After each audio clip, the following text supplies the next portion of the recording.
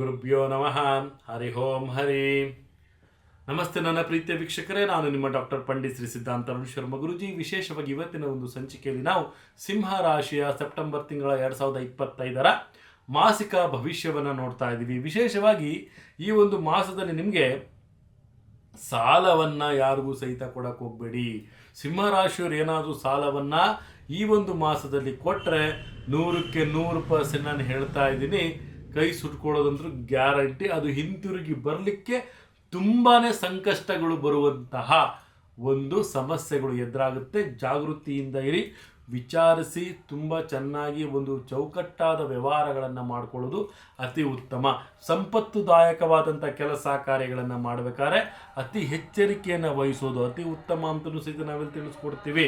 ಮತ್ತು ವಿಶೇಷವಾಗಿ ಈ ಒಂದು ಮಾಸದಲ್ಲಿ ಒಂದು ಅನಾರೋಗ್ಯ ಸಮಸ್ಯೆಗಳು ಜಾಸ್ತಿ ಕಾಡುತ್ತೆ ಸಿಂಹರಾಶಿಯವರಿಗೆ.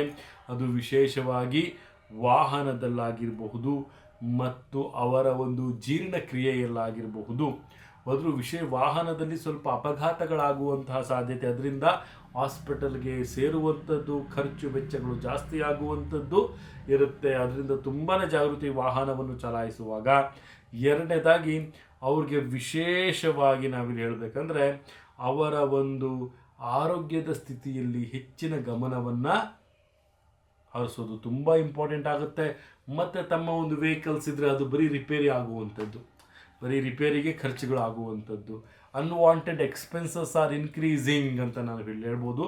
ಸಿಂಹರಾಶಿಯವ್ರಿಗೆ ಈ ಒಂದು ಮಾಸದಲ್ಲಿ ವ್ಯಯ ಜಾಸ್ತಿ ಆಗುತ್ತೆ.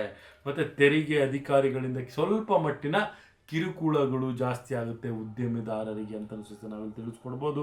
ಮತ್ತು ಪತ್ನಿಗಳಿಗೆ ಕೆಲವೊಂದು ನೌಕರಿಯಲ್ಲಿ ಅಸಹಕಾರವಾದಂತಹ ಕೆಲವೊಂದು ನಷ್ಟಗಳಾಗುವಂಥದ್ದು, ಮತ್ತು ಅವರಿಗೆ ಕೆಲವೊಂದು ಆರ್ಥಿಕತೆಯ ನಷ್ಟ ಆಗುವಂಥದ್ದಾಗಿರ್ಬೋದು. ಪತಿ ಪತ್ನಿಯ ನಡುವೆ ಕೆಲವೊಂದು ಮಾನಸಿಕವಾದಂತಹ ಗೊಂದಲಗಳು ಸೃಷ್ಟಿಯಾಗುವಂಥದ್ದಾಗಿರ್ಬೋದು.